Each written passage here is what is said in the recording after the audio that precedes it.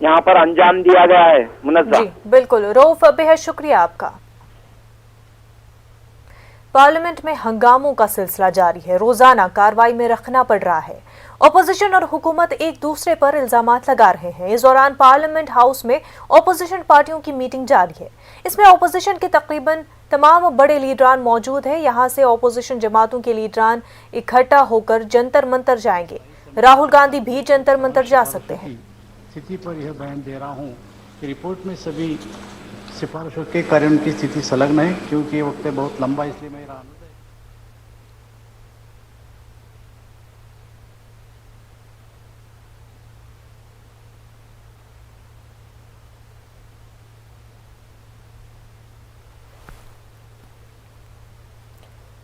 Parliament के दोनों ऐवानों में कार्रवाई शुरू हो चुकी है।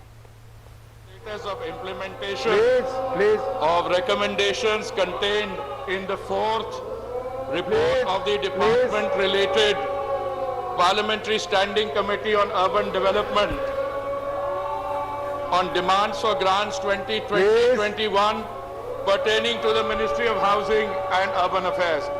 I lay the statement. Thank you, sir. Thank you. माननीय फग्गन सिंह कुलस्ते जी।